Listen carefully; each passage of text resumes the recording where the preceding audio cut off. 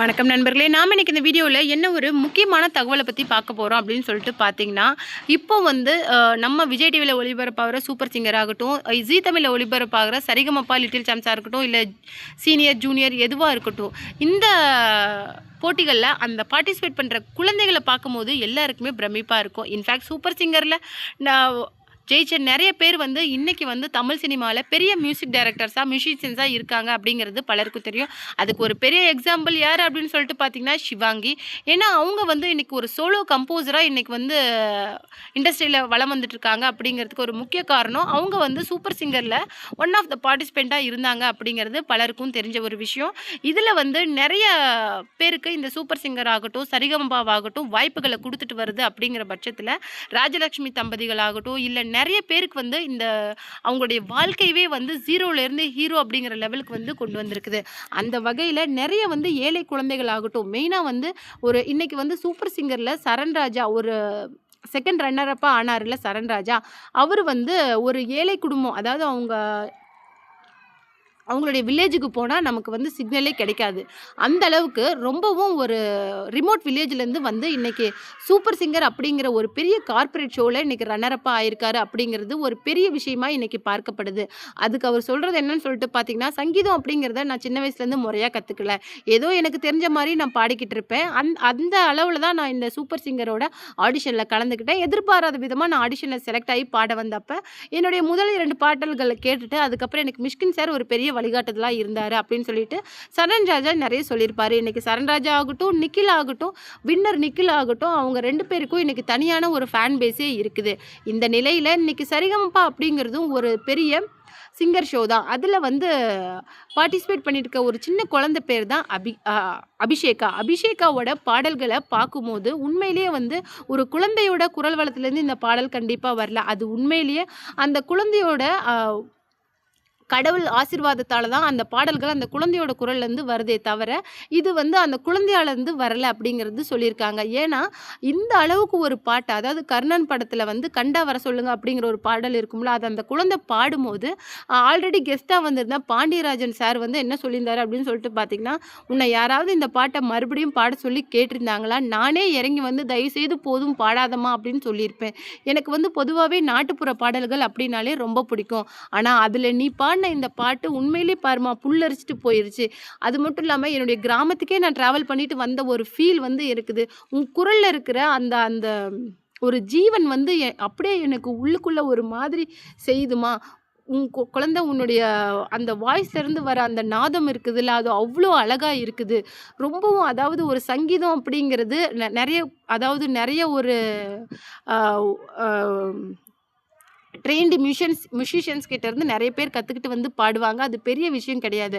ஆனால் ஒரு ரிமோட் வில்லேஜ்லேருந்து ஒரு வறுமையிலேருந்து ஒரு குழந்தை வந்து இன்றைக்கி இந்த ஸ்டேஜை யூஸ் பண்ணிக்கிட்டு நீ பாடுற பார்த்தியா, உனக்கு வந்து பெரிய லைஃப் வந்து காத்துட்ருக்கு அப்படின்னு சொல்லிட்டு ஸ்டேஜுக்கே இறங்கி வந்து பாண்டியராஜன் சார் என்ன பண்ணியிருக்காரு அப்படின்னு சொல்லிட்டு பார்த்திங்கன்னா, ஒரு கோல்டு செயினை வந்து அந்த குழந்தைக்கு ப்ரெசென்ட் பண்ணியிருக்காரு. அது மட்டும் கிடையாது, நிறைய பேர் வந்து அபிஷேகாவுக்கு இன்றைக்கி ஃபேன்ஸாக இருக்கிறாங்க.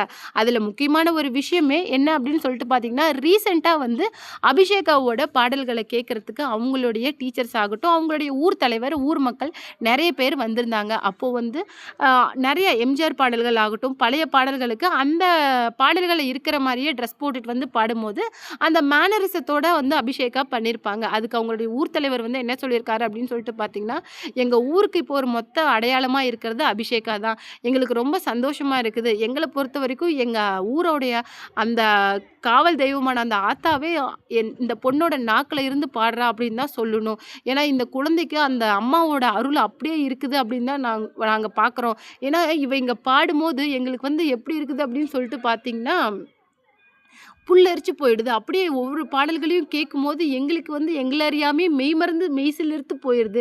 ரொம்ப சந்தோஷமாக இருக்குது. அபிஷேகா எப்போ திருப்பி ஊருக்கு வராலோ அந்த ஒரு நாளையே நாங்கள் திருவிழா மாதிரி கொண்டாடுறதுக்கு எதிர்பார்த்துட்ருக்குறோம். இன்னும் இது மட்டும் கிடையாது, எங்களுடைய மொத்த வில்லேஜுக்குமே ஒரு அடையாளமாக இன்றைக்கி அபிஷேகா ஆயிருக்கா அப்படின்னு சொல்லிட்டு அந்த ஊர் தலைவர் சொல்லியிருந்தாரு. அது மட்டும் இல்லாமல் அவங்களுடைய டீச்சர்ஸும் என்ன சொல்லியிருக்காங்க அப்படின்னு சொல்லிட்டு பார்த்தீங்கன்னா, ஒரு குழந்தையால் படிப்புலையும் சுட்டியாக இப்படி திறமையிலையும் சுட்டியாக எப்படி இருக்க முடியும் அப்படின்னு சொல்லிட்டு என்னால நம்ப முடியல. அபிஷேகா கிளாஸ்லயும் ரொம்ப நல்ல பொண்ணு, நல்லா படிப்பா. அது மட்டும் இல்லாம அவ வந்து கிளாஸ்லயே நெறைய பாடல்கள பாடியிருக்கிறா. அப்பல்லாம் நாங்க அவள நெறைய டைம் வந்து பாட சொல்லி கேட்போம். எங்களுக்கு வந்து அவளுடைய பாடல்களை கேட்கும்போது, ஏதோ எங்களுடைய காயங்களுக்கே மருந்து போடுற மாரி அவ்ளோ சந்தோஷமா இருக்கும். அபிஷேகாவோட வாய்ஸ்ல இருக்க அந்த மேஜிக்ன்னு தான் நாங்க சொல்லுவோம் அப்படின்னு சொல்லிட்டு, அவங்க பள்ளியோட தலைமை ஆசிரியரே அந்த ஷோக்கு வந்து பாராட்டியிருக்காங்க. அது மட்டும் இல்லாம அபிஷேகாவோட நெறைய பாடல்களுக்கு ஜட்ஜஸே ஸ்டாண்டிங் அவேஷன் குடுத்துருக்காங்க அப்படிங்கிறது இன்னொரு பக்கம் இருந்தாலும், ஒரு பாடல்களுக்கு ஒரு தடவ கோல்டன் ஷவர் வாங்கலாம். ஆனா, அவங்க இதுவரைக்கும் பாடின 6, 7 பாடல்களுக்குமே 2, 2 தடவ கோல்டன் ஷவர் வாங்கியிருக்காங்க அப்படிங்கிறது தான் பெரிய ஒரு ஆச்சரியமான விஷயம். இந்த இந்த விஷயத்துல இன்னொரு முக்கியமான விஷயம் என்னன்னு சொல்லிட்டு பார்த்தீங்கன்னா, அந்த ஷோக்கு வந்து கெஸ்ட்டா வந்திருக்கிற நம்ம விஜய் ஆண்டனி என்ன பண்ணியிருக்காரு அப்படின்னு சொல்லிட்டு பார்த்தீங்கன்னா, அந்த அபிஷேகா பாடிட்டு இருக்கும்போதே பாதியிலேயே நிறுத்திட்டு என்ன சொல்லியிருக்காரு அப்படின்னு சொல்லிட்டு பார்த்தீங்கன்னா, "நான் வந்து ஒரு மியூசிக் டைரக்டரா இருக்கிறது வந்து எனக்கு ரொம்ப கூச்சமா இருக்குது கண்ணா உன் முன்னாடி. வந்து என்னால நம்பவே முடியல. ஒரு குழந்தைகிட்ட இருந்து அந்த குழந்தையோட வாய்ஸ்ல இவ்ளோ ஒரு பவர் மேஜிக் இருக்கா? அப்படின்னு சொல்லிட்டு என்னால நம்பவே முடியல. உன் பாட்ட கேட்கும்போது அவ்ளோ சூப்பரா இருக்குது. என்னால அத எக்ஸ்பிளைன் பண்ண முடியல."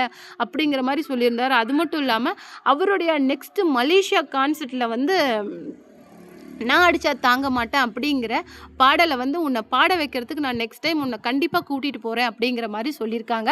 அது மட்டும் இல்லாம அந்த "நான் அடிச்சா தாங்க மாட்டேன்" அப்படிங்கிற பாடலோட கிட்ஸ் வெர்ஷன பாடுனது அ தலைவர் வந்து தளபதி விஜயோட மகனான ஜேசன் சஞ்சய் அப்படிங்கிறது பலருக்கும் தெரியாது. அந்த பாடல இப்போ அபிஷேகா பாடுறதுக்காக அவங்களுக்கு ஒரு வாய்ப்ப தான் மலேசியா கான்சர்ட்ல விஜய் ஆண்டனி வந்து குடுத்துருக்காங்க. அது வந்து ரொம்ப சந்தோஷமா இருக்குது. அது மட்டும் இல்லாம அபிஷேகாவோட லைஃப்ல நடந்த நெறைய அந்த விஷயங்கள வந்து விஜய் ஆண்டனி சாருக்கு செட்ல வந்து சொன்னாங்க. அதாவது அபிஷேகாவோட ஃபேமிலி வந்து ரொம்ப கஷ்டப்படுற ஃபேமிலி. அது மட்டும் இல்லாம சங்கீதம் அப்படிங்கிறதுக்கும் அவங்க ஃபேமிலிக்கும் சுத்தமா சம்மந்தம் கிடையாது. அபிஷேகா வந்து முறையா எந்த மியூசிஷியன் கிட்டயும் பாட்டு கத்துக்காம, அவளாவே அவகிட்ட இருக்க அந்த திறமை தான் இது அப்படிங்கிற மாரி சொல்லும்போது, விஜய் ஆண்டனி சார் அதுக்கு என்ன சொல்லியிருக்காரு அப்படின்னு சொல்லிட்டு பார்த்தீங்கன்னா, கண்டிப்பா வந்து இது வந்து யாரு சொல்லிக் குடுத்தும் இது வரல. இந்த குழந்தை பாடுறது, இந்த குழந்தைக்கா இருக்கிற அந்த ஒரு அருள், அதாவது எப்படி சொல்லலாம் பிளெஸ்ஸிங்ஸ்ன்னு தான் சொல்லணும். ஏன்னா, இந்த குழந்தை வந்து கண்டிப்பா ஒரு ட்ரெயின்டு மியூசிஷியன் கிட்ட பாட்டு கத்துக்கிட்டான்னா, இன்னும் சூப்பரா அதாவது பெரிய லெவல்ல வரத்துக்கு பெரிய வாய்ப்புகள் அதிகமா இருக்குது.